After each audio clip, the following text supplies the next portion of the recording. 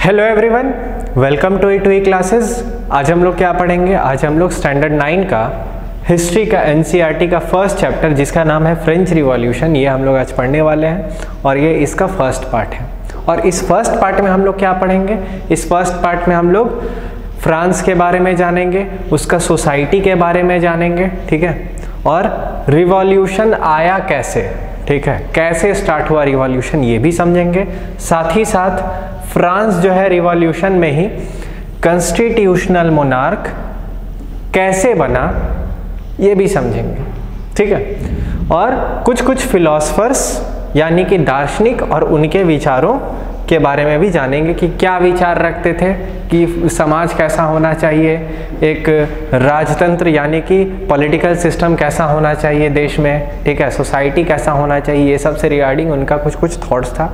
ये थॉट्स हम लोग को जानना चाहिए क्योंकि हम लोग फ्रांस के बारे में पढ़ रहे हैं, तो फ्रांस के कुछ कुछ फिलोसफर्स हैं उनके बारे में हमको जानना चाहिए, ठीक है। तो स्टार्ट करते हैं। तो जो डेट कहा गया है फ्रेंच रिवॉल्यूशन का वो है 14 जुलाई 1789 की, यानी कि औपचारिक रूप से 14 जुलाई 1789 को ही फ्रेंच रिवॉल्यूशन जो है स्टार्ट हुआ था। और कौन सा जगह माना जाता है कि किस प्लेस पे स्टार्ट हुआ था? तो वो है बैस्टाइल, ठीक है। माना जाता है कि बैस्टाइल से स्टार्ट हुआ था। बैस्टाइल जो है पेरिस में है, ठीक है। और ये है क्या बेसिकली? बैस्टाइल क्या है? तो बैस्टाइल एक प्रकार का किला है जो कि जेल का भी काम करता है, या एक प्रकार का जेल है जो किला भी है, ठीक है। ये उसका एक चित्र है, ठीक है। इसको फोर्ट्रेस प्रिजन कहा जा सकता है, फोर्ट्रेस प्रिजन जो है कहा जा सकता है। और यदि बात करें कि फ्रेंच रिवॉल्यूशन में बैस्टाइल का क्या रोल था, तो बैस्टाइल पे बेसिकली हमला किया गया था। बैस्टाइल पे क्या किया गया था? हमला किया गया था,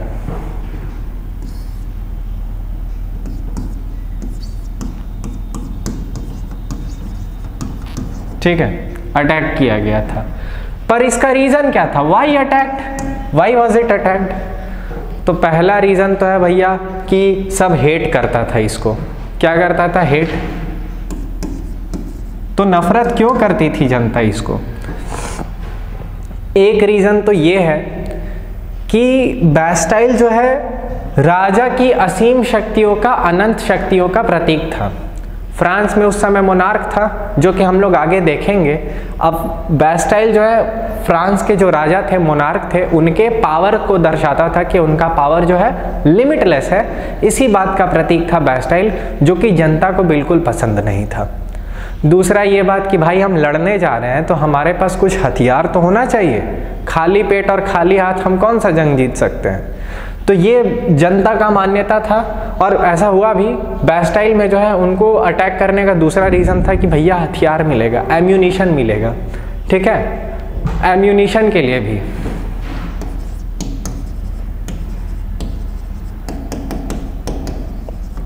ठीक है, तो एम्यूनिशन और हेट, ये दो मेन रीज़न था बैस्टाइल को अटैक करने का। अब एक प्रश्न पूछा भी जाता है कई बार कि why was Bastille hated by all? तो इसका उत्तर आप लोग किस प्रकार लिख सकते हैं? तो बैस्टाइल वॉज अ फोर्ट्रेस प्रिजन, ठीक है, बैस्टाइल एक फोर्ट्रेस प्रिजन था। And Bastille was hated by all because it stood for the despotic power of the king, मतलब राजा की अनंत शक्तियों का प्रतीक था, ठीक है। बैस्टाइल जो है राजा की अनंत शक्तियों का प्रतीक था, लिमिटलेस पावर को सिग्निफाई करता था, दर्शाता था बैस्टाइल, ठीक है। इसलिए जो है जनता को बैस्टाइल पसंद नहीं था। और दूसरा रीजन क्या था बैस्टाइल पे हमला करने का?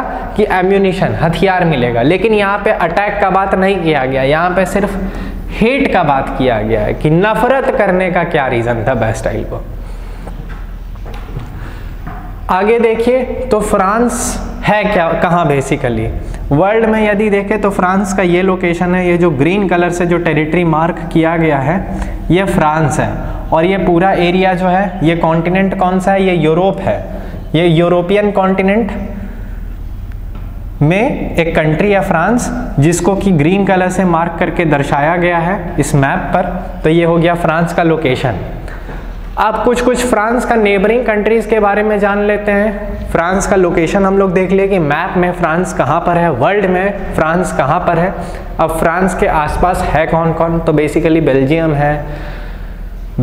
है, लग्जमबर्ग है, जर्मनी है, स्विट्ज़रलैंड है, इटली है, स्पेन है। तो ये कुछ फ्रांस का नेबरिंग कंट्रीज हो गया, जैसे Belgium, Luxembourg, Germany, Switzerland, Italy, Spain. हो सकता है कि आपको इस कंट्री को मार्क करने कह दिया जाए कि फ्रांस का ये वाला नेबरिंग कंट्री क्या है, क्या नाम है इस नेबरिंग कंट्री का, या इस कंट्री का क्या नाम है। ठीक है, तो ये पूछा जा सकता है कि एक कम से कम नेबरिंग कंट्री मार्क कर दीजिए फ्रांस का, हो भी सकता है। ठीक है, तो इसमें क्या हो सकता है, इसमें हम लोग किसी एक को मार्क कर सकते हैं, जैसे जर्मनी हो गया, स्विट्ज़रलैंड हो गया, इटली हो गया, स्पेन हो गया। अब फ्रांस में यदि देखें तो फ्रांस में कौन कौन सी महत्वपूर्ण जगह है, कौन कौन सा महत्वपूर्ण इंपॉर्टेंट प्लेसेस है जो हम लोग को जानना इंपॉर्टेंट है इस चैप्टर में। ठीक है, और इस पे क्वेश्चन आता है, फ्रांस में मैप में क्वेश्चन आता है मार्क करने के लिए। जैसे यदि फ्रांस का मैप देखें तो कौन कौन सा प्लेसेस यहाँ पे इंपॉर्टेंट है, ये देख लीजिए। एक तो पेरिस इंपॉर्टेंट क्यों है, या पेरिस का क्या इंपॉर्टेंस है, यहीं पे बैस्टाइल है और यहीं से फ्रेंच रिवॉल्यूशन जो है स्टार्ट हुआ था। ये फ्रेंच रिवॉल्यूशन का ओरिजिन है, इसलिए भी पेरिस इंपॉर्टेंट है। और 2-3 इंपॉर्टेंट प्लेसेस हैं जिसको कि आप नोट करके रखिए, नैंट्स, बर्डक्स, मार्सेलीज, ब्रेस्ट। नैंट्स और बर्डक्स जो है ये हम लोग आगे जब फ्रेंच रिवॉल्यूशन को कंटिन्यू करेंगे तो हम लोग स्लेवरी पढ़ेंगे, स्लेव ट्रेड के बारे में जानेंगे, तब इन सब प्लेसेस का जिक्र आएगा और उस समय हम लोग नैंट्स और बर्डक्स के बारे में भी जानेंगे, और ये दोनों भी है इम्पॉर्टेंट है। मार्सेलीज का क्या इंपॉर्टेंस है, तो मार्सेलीज जो है ये फ्रांस का नेशनल एंथम भी है मार्सेलीज। और तो पेरिस यहाँ पे इम्पॉर्टेंट क्यों है, पेरिस इम्पॉर्टेंट इसलिए है क्योंकि पेरिस में ही फ्रेंच रिवॉल्यूशन स्टार्ट हुआ था, पेरिस में ही बैस्टाइल भी है। ठीक है, तो इसलिए पेरिस इम्पॉर्टेंट है और ये मार्क करने के लिए पूछा जाता है, mark the place where French revolution started. तो क्या मार्क करेंगे, पेरिस मार्क करेंगे। ठीक है, चलिए अब हम लोग फ्रांस का लोकेशन समझ गए कि फ्रांस है कहाँ पर। ठीक है, कुछ इंपॉर्टेंट डेट और प्लेसेस नोट डाउन कर लिए कि फ्रांस में कौन कौन से इंपॉर्टेंट प्लेसेस है जिसके बारे में हम लोग जानेंगे भी और आगे डिस्कशन भी होगा। अब हम लोग देखते हैं फ्रांस का सोसाइटी के बारे में कि फ्रांस का सोसाइटी कैसा था। ठीक है, और ये कब का बात हो रहा है, ये 1789 जो हम लोग टाइम नोट किए ना, इसी समय के आसपास का हम लोग बात करेंगे। इस समय के पहले क्या होता था फ्रांस में। तो French society in late 18th century, मतलब 1789 का ही बात किया जा रहा है, 1789 के आसपास का समय का बात किया जा रहा है। लेट 18th सेंचुरी इसी को ना कहा जाएगा, 1789 तो 18th सेंचुरी में है और 18th सेंचुरी का कुछ लास्ट वाला पार्ट यानी लेट 18th सेंचुरी का बात किया जा रहा है। तो यहाँ पे जो है अगर बात करें तो 1774 में लुईस 16 जो है, जिनका यहाँ पे चित्र है, लुईस 16 का यहाँ पे चित्र है, और लुईस 16 जो है फ्रांस के राजा बने जो कि बर्बन फैमिली से आते थे और जो कि ऑस्ट्रिया की राजकुमारी मैरी एंटोनेटी से विवाह किए थे।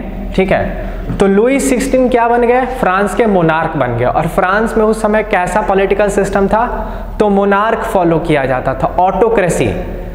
जैसे अगर आपको ऑटोक्रेसी डेमोक्रेसी नहीं पता है तो 8th क्लास का ही एक वीडियो है, उसको वॉच कीजिए, उसको देखिए, तो उसमें इस चीज़ का जिक्र किया गया है, ऑटोक्रेसी क्या होता है, डेमोक्रेसी क्या होता है। लेकिन इन शॉर्ट यदि आपको जानना है तो ऑटोक्रेसी मतलब ऐसा राजतंत्र, ऐसा पॉलिटिकल सिस्टम जहाँ पे सिर्फ एक ही व्यक्ति सब कुछ कंट्रोल करता है या एक ही संस्था सब कुछ कंट्रोल करती है, जैसे राजा या रानी हो गया, डिक्टेटरशिप हो गया, तानाशाही हो गया, तो ये सब जो है ऑटोक्रेसी में आता है।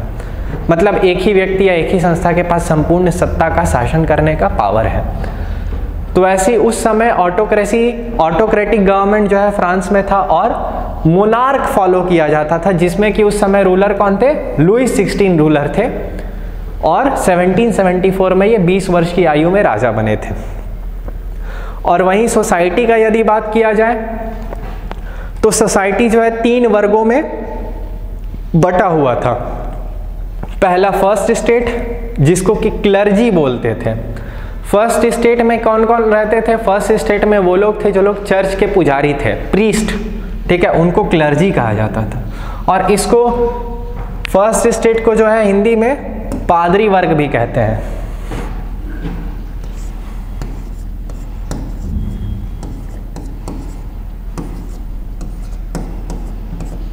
वहीं सेकंड स्टेट जो है नोबिलिटी, ये सब वो लोग थे जो लोग शाही खानदान से यानी कि रॉयल फैमिली से रिलेशन रखते थे, किंग के फैमिली से थे या और अदर रॉयल फैमिली से बिलोंग करते थे। वो लोग नोबिलिटी के हिस्सा थे, सेकंड स्टेट के हिस्सा थे, और इनको कुलीन वर्ग कहा जाता है।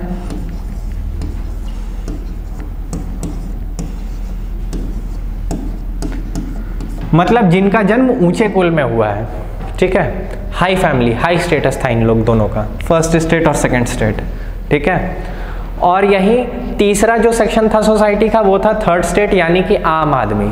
जितना भी आम आदमी है, किसान है, डॉक्टर है, लॉयर है, टीचर है, गार्डनर है, सब कोई राजा रानी, शाही खानदान और चर्च का पुजारी को छोड़ के फ्रांस में जितने लोग रहते थे वो लोग सब थर्ड स्टेट के मेंबर्स थे, ठीक है।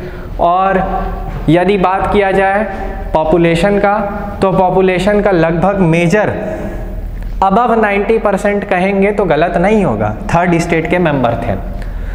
बाकी ये लोग का संख्या बहुत कम था, ठीक है। मेन पॉपुलेशन का जो कंपोजिशन है थर्ड स्टेट ज़्यादा से ज़्यादा था पॉपुलेशन का परसेंटेज में। और ज़्यादा पर यदि देखें संसाधन, रिसोर्सेज का यदि बात किया जाए तो ज़्यादातर रिसोर्सेज फर्स्ट और सेकंड स्टेट के पास था। लैंड हो गया, आधा से ज़्यादा ज़मीन जो है इन्हीं दोनों के पास था, फर्स्ट और सेकंड स्टेट के पास था। जिसमें से कि कुछ ज़मीन थर्ड स्टेट के जो richer section of the society थे, अमीर आदमी जो लोग थर्ड स्टेट में था, उन लोग के पास भी उस ज़मीन का कुछ हिस्सा था, ठीक है। चलिए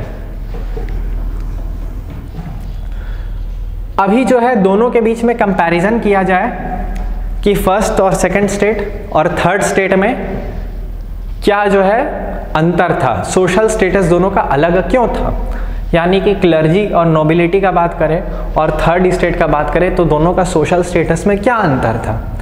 तो पहला अंतर तो ये है भैया कि फर्स्ट और सेकंड स्टेट जो है क्रीमी लेयर था सोसाइटी का। एक तरह से सोसाइटी का क्रीमी लेयर समझते हैं, समाज के एकदम सबसे ऊपरी हिस्सा, कि भाई हम ही हैं सबसे एकदम एलीट लेवल जिसको बोला जाता है। तो ये लोग एलीट लेवल थे सोसाइटी के। और ये लोग जो थे ये लोग आम आदमी थे, this consist of common people. दूसरा जो मेन डिफरेंस है दोनों में, दोनों के स्थिति में, वो ये है कि इनके पास कुछ प्रिविलेजेस का मतलब विशेष अधिकार, ठीक है, विशेषाधिकार भी बोलते हैं हिंदी में। और इसका एक और मतलब है स्पेशल ट्रीटमेंट। भैया जन्म के आधार पर ऊंचा हाई फैमिली स्टेटस में जन्म हुआ है, इसीलिए इसको कुछ स्पेशल ट्रीटमेंट दिया जा रहा है, इसको बोलते हैं प्रिविलेज बाय बर्थ। तो इनको कुछ कुछ जन्म के आधार पर प्रिविलेजेस प्रोवाइड किया जाता था, कुछ विशेषाधिकार प्रोवाइड किया जाता था, जो हम लोग आगे चैप्टर में देखेंगे क्या क्या है प्रिविलेजेस। पर इनको कोई प्रिविलेजेस प्रोवाइड नहीं किया जाता था, ठीक है। अगला है वो ये है कि इसमें प्रीस्ट्स यानी कि चर्च के पुजारी और नोबल्स जितने भी कुलीन वर्ग के लोग हैं वो लोग इसमें आते थे फर्स्ट और सेकंड स्टेट में, क्लर्जी एंड नोबिलिटी में। और वहीं इसमें कौन कौन आते थे, most of the population was from third state. मतलब बेसिकली इनको छोड़ के बाकी सब थर्ड स्टेट का मेंबर, ठीक है। चलिए अब कंपैरिजन हो गया है, अब हम लोग आगे बढ़ते हैं, देखते हैं कौन कौन सा प्रिविलेजेस जो है क्लर्जी और नोबिलिटी को दिया जाता था। मतलब कौन कौन सा स्पेशल ट्रीटमेंट जो है जन्म के आधार पर क्लर्जी और नोबिलिटी के मेंबर्स को प्रोवाइड किया जाता था, ये देख लेते हैं। तो पहला जो प्रिविलेज है वो ये है कि भैया टैक्स नहीं देना पड़ता था, एग्जेम्पशन फ्रॉम पेइंग टैक्सेस। और यदि टैक्स का बात करें तो टैक्स उस समय बहुत प्रकार का टैक्स होता था, लेकिन बेसिकली 2 टैक्स बहुत इंपॉर्टेंट है जिसके बारे में आपको जानना चाहिए। एक तो है बेसिकली तीदे,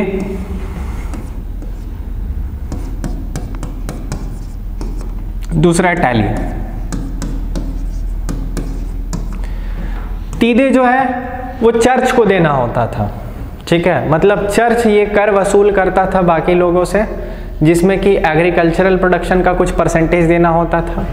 और टैली जो है ये राजा को देना होता था, स्टेट को देना होता था, जो कहे दोनों एक ही बात हुआ, ठीक है।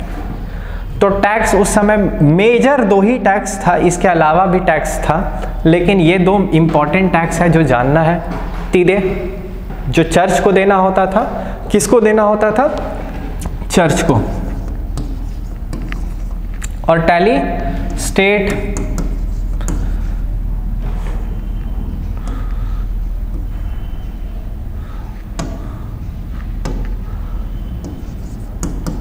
ठीक है, स्टेट को देना होता था।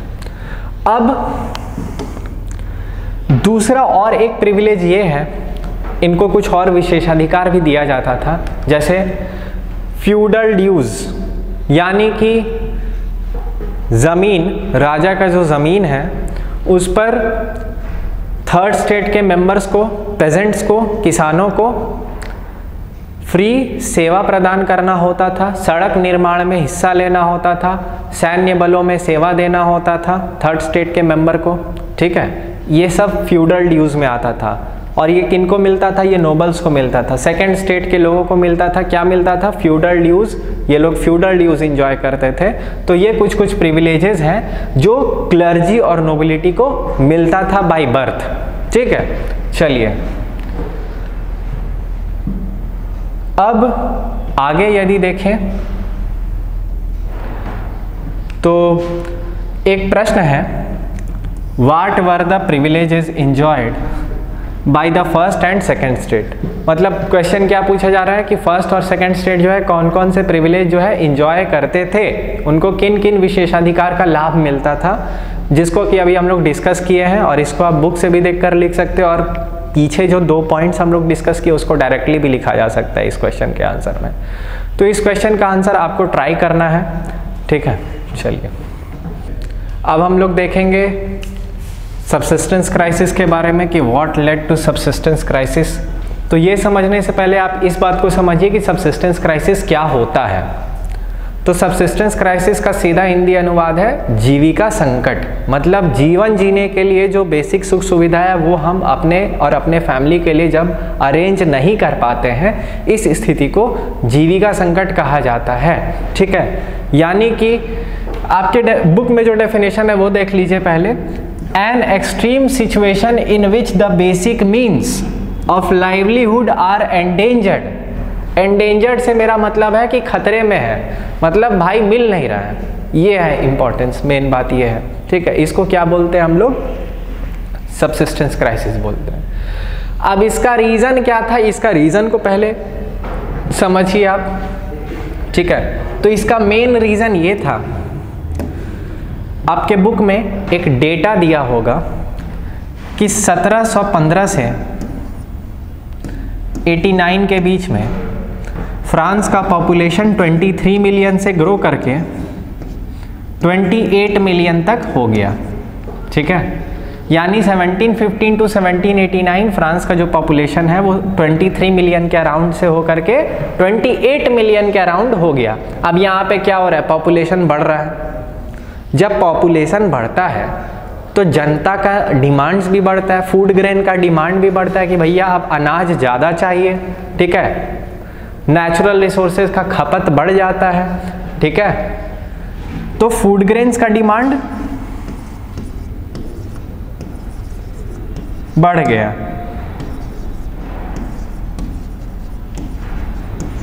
ठीक है।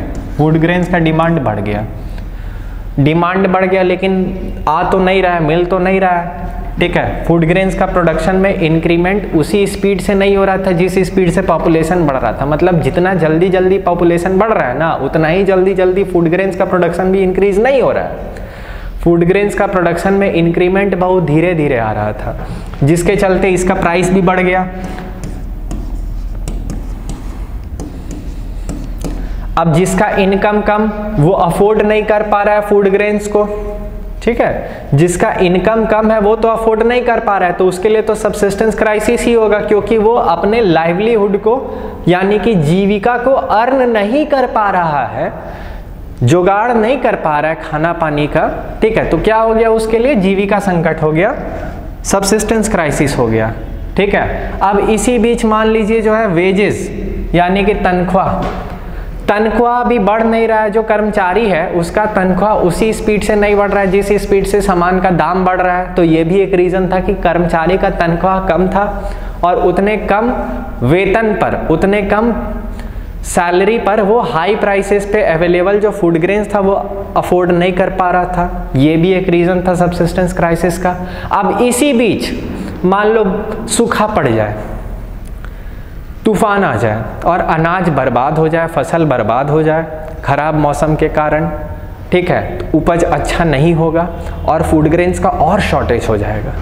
तो ड्रॉट और hail reduce the harvest and made the situation even worse. इन सब कारण के चलते सब्सिस्टेंस क्राइसिस जो है बहुत कॉमन था फ्रांस में उस समय, और सब्सिस्टेंस क्राइसिस के चलते तो जनता का हालत खराब, ठीक है। लेकिन इससे रिवॉल्यूशन का क्या संबंध है, आउटब्रेक ऑफ रिवॉल्यूशन, मतलब बेसिकली रिवॉल्यूशन स्टार्ट कैसे हुआ फ्रांस में, ये हम लोग देखेंगे। अभी तक हम लोग फ्रांस का स्थिति पे नज़र डाले हैं कि फ्रांस का स्थिति कैसा था।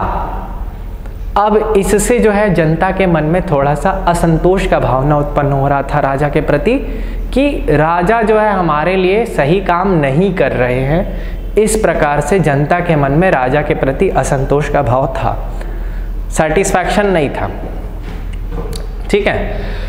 तो एक पॉलिटिकल बॉडी था स्टेट्स जनरल, ठीक है। ये क्या था, स्टेट्स जनरल में जितना भी तीनों स्टेट था, फर्स्ट सेकंड और थर्ड स्टेट, तीनों अपना अपना रिप्रेजेंटेटिव्स को सेंड करता था कि भाई हमारे पूरा स्टेट के बिहाफ पे तुम लोग जो है डिसीजन लेगा। जैसे मान लो जैसे एक क्लासरूम में लड़के भी हैं लड़कियां भी हैं, ठीक है, जितने भी लड़के हैं और लड़कियां हैं उनसे टीचर बोलते हैं कि आपको होमवर्क में क्या चाहिए, असाइनमेंट कितना चाहिए, ये आप हमें बताएं। लड़कों के तरफ से आप 4 सदस्यों को भेजिए और लड़कियों के तरफ से, गर्ल्स के तरफ से आप 4 मेंबर्स को भेजिए, आप लोग मिलके हमको बताइए, जो सभी गर्ल्स और सभी बॉयज़ का बात टीचर तक रखेंगे। तो इसको बोलते हैं रिप्रेजेंटेटिव। मान लो जितना भी बच्चा है क्लास में 25 बॉयज़ हैं, तो 25 बॉयज़ मिल करके 4 बॉयज़ को चूज़ किया, बोला कि भाई तुम ही लोग हम लोग का पूरा बात को रखना, और गर्ल्स भी 4 गर्ल्स को चूज करती हैं और कहती हैं कि तुम ही लोग जो है हमारे बिहाफ में कहना। इसको बोलते हैं रिप्रेजेंटेटिव, ठीक है। तो वैसे ही थर्ड स्टेट का फ्रांस में जितना भी लोग थे थर्ड स्टेट से, वो उन सब लोग क्या करते थे,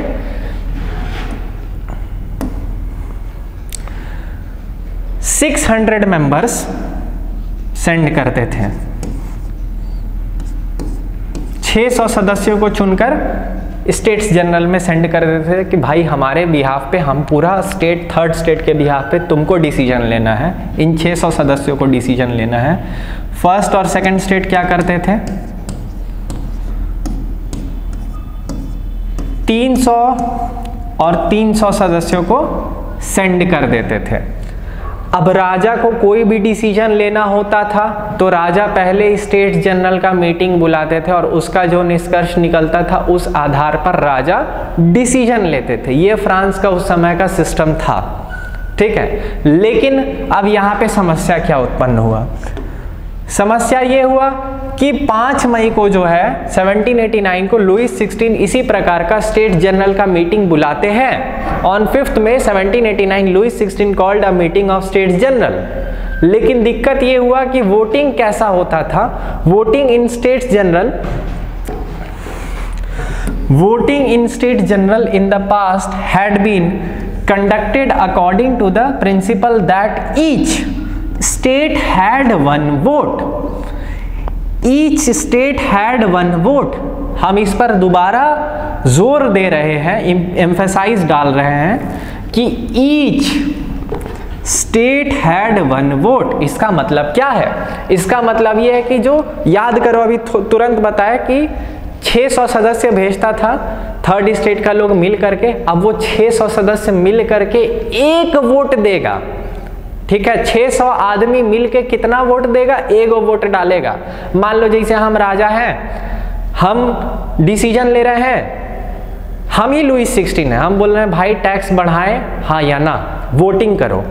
थर्ड स्टेट का 600 मेंबर मिलके एक वोट डालेगा हाँ या नहीं।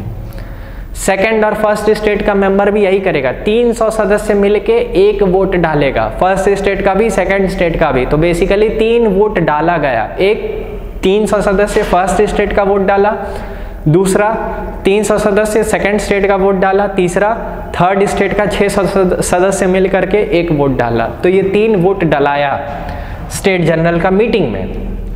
ठीक है, इसको एक बार ध्यान से देखिए।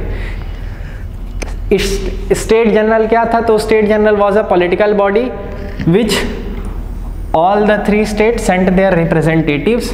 ठीक है, 5 मई को राजा इसी प्रकार का स्टेट जनरल को कॉल करते हैं, मीटिंग को कॉल करते हैं, जिसमें कि वोटिंग का सिस्टम कैसा था कि हर व्यक्ति नहीं, हर state, each state had one vote, यानी कि हर स्टेट मिल करके स्टेट का बात कर रहे हैं। ठीक है, स्टेट जो है second state, first state, third state, एक स्टेट जो है एक ही वोट देगा, उसमें जितना भी सदस्य है इससे कोई फर्क नहीं पड़ता है। ठीक है, लेकिन थर्ड स्टेट का डिमांड क्या था? थर्ड स्टेट चाहता था कि भैया हर सदस्य को एक वोट देने का अधिकार मिले। ठीक है, स्टेट जनरल का मीटिंग में 5 मई को ही थर्ड स्टेट का ये डिमांड था कि यदि हमारे पास 600 सदस्य हैं तो 600 सदस्य 600 अलग अलग वोट डाले, अपना इंडिविजुअल वोट डाले। 600 सदस्य मिलके एक वोट ना दे करके बल्कि 600 बार वोट देने का, हर व्यक्ति को, हर सदस्य को एक वोट देने का अधिकार मिले। ये थर्ड स्टेट का जो है डिमांड था। लेकिन राजा क्या किए? इस प्रस्ताव को खारिज कर दिए और इसी से गुस्सा हो करके 20 जून को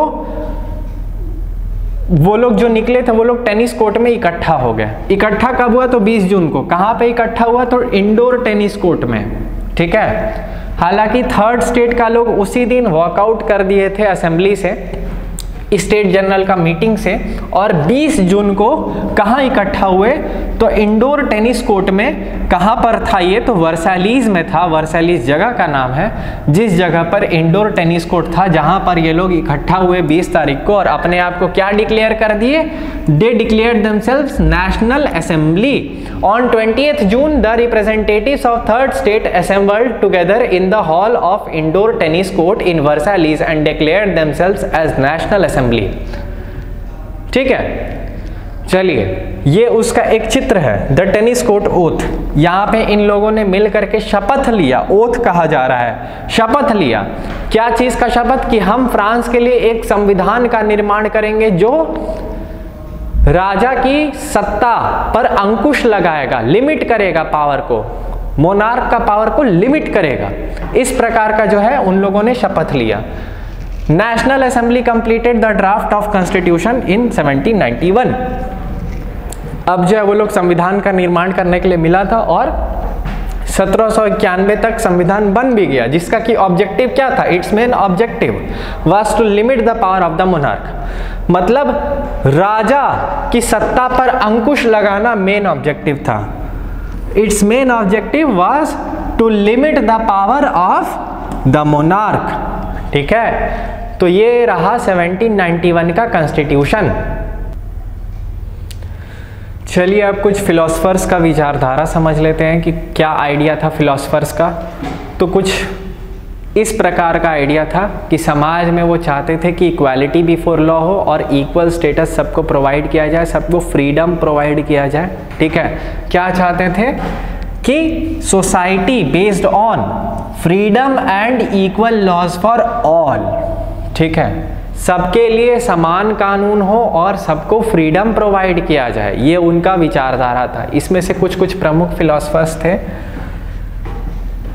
जॉन लॉक, ठीक है, जीन जैकस रूजो, ठीक है, और एक मॉन्टेस्क्यू।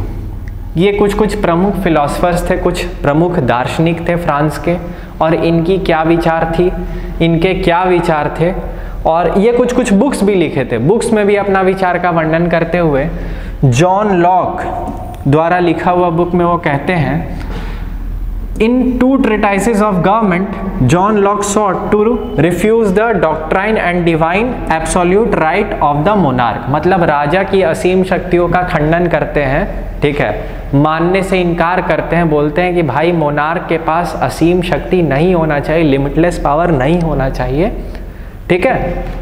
और वहीं मॉन्टेस्क्यू जो है spirit of laws, the spirit of laws में मॉन्टेस्क्यू क्या कहते हैं कि डिवीजन ऑफ पावर, क्या प्रस्ताव रखते हैं, he proposed a division of power within the government between legislature, executive and the judiciary. मतलब गवर्नमेंट के 3 ऑर्गन्स, लेजिस्लेचर जो लॉ मेकिंग ऑर्गन है, एग्जीक्यूटिव जो लॉ एनफोर्सिंग ऑर्गन है जो लागू करती है लॉ को, और जुडिशियरी, तीनों के बीच में न्यायपालिका, कार्यपालिका और विधायिका, तीनों के बीच में पावर को डिवाइड करने पर जोर देते हैं मॉन्टेस्क्यू अपने पुस्तक द स्पिरिट ऑफ लॉज में, ठीक है।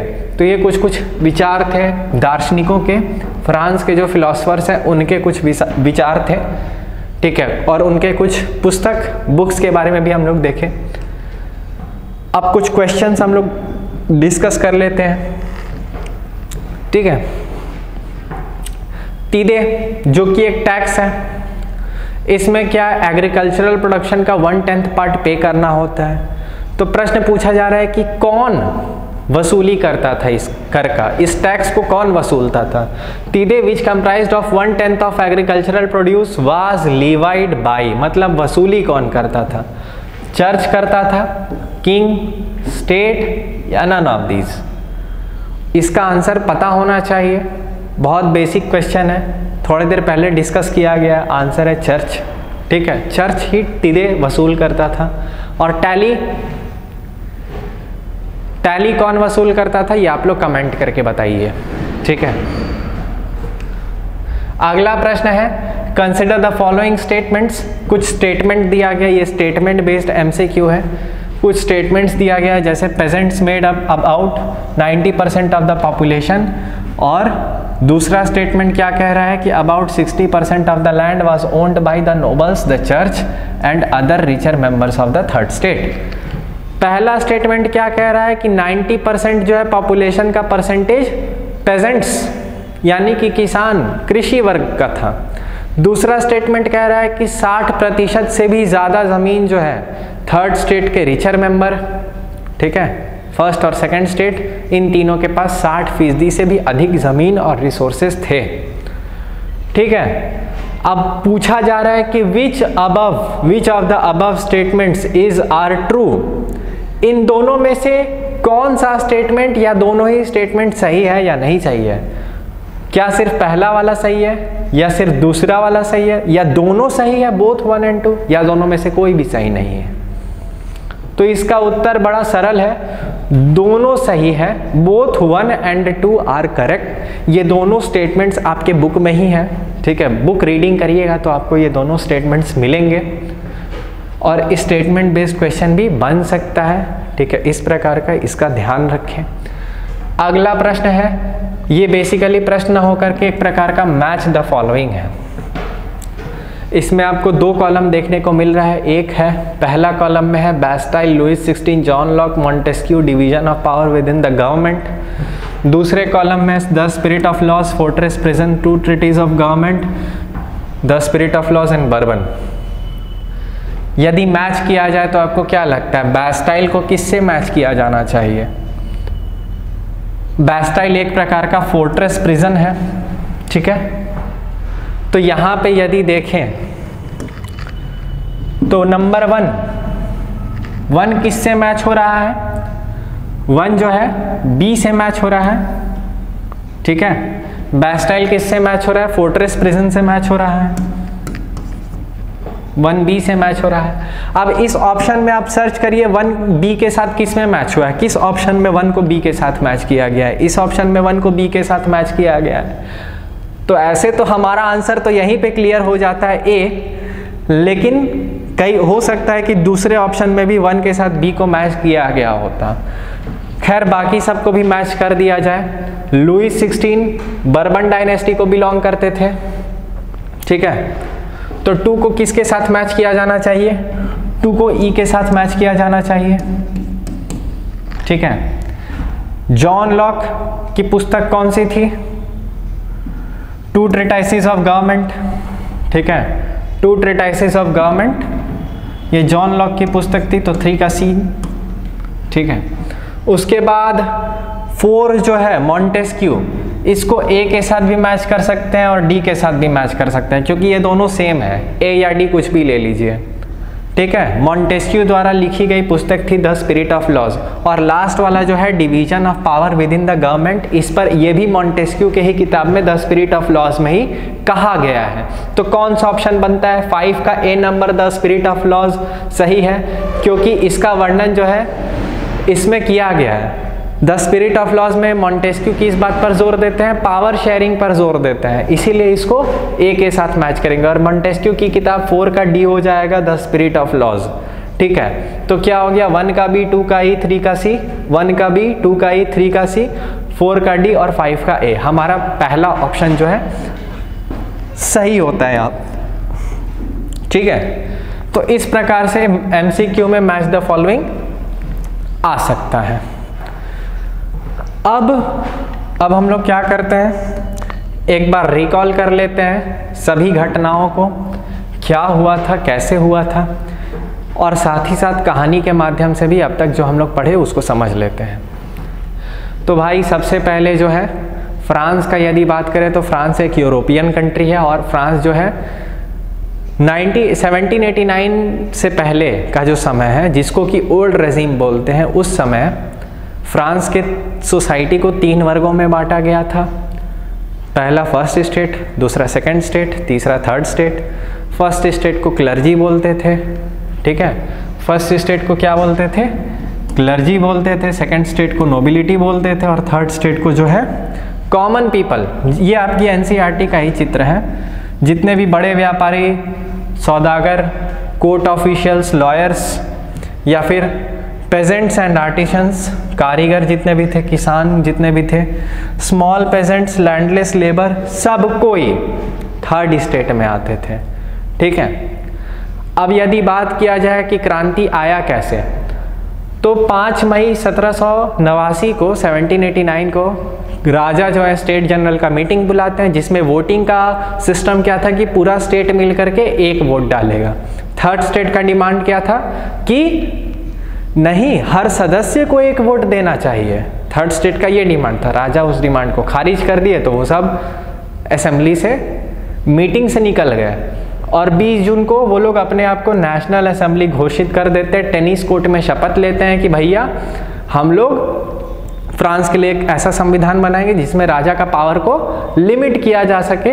और 14 जुलाई को ही 1789 में रिवॉल्यूशन का आउटब्रेक हो गया। जनता के मन में आक्रोश आ गया, वो लोग बैस्टाइल पे हमला कर दिया हथियार के लिए, ठीक है। और 4 अगस्त 1789 को नेशनल असेंबली क्या करता है, एक हुक्मनामा देता है, passes decree abolishing feudal system, ठीक है। तो फ्यूडल सिस्टम कब अबॉलिश कर दिया गया, तो 4 अगस्त 1789 को नेशनल असेंबली द्वारा फ्यूडल सिस्टम अबॉलिश कर दिया गया, ठीक है। ये हुक्मनामा पारित कर दिया गया नेशनल असेंबली द्वारा। अब नेशनल असेंबली कौन था, तो थर्ड स्टेट का मेंबर्स।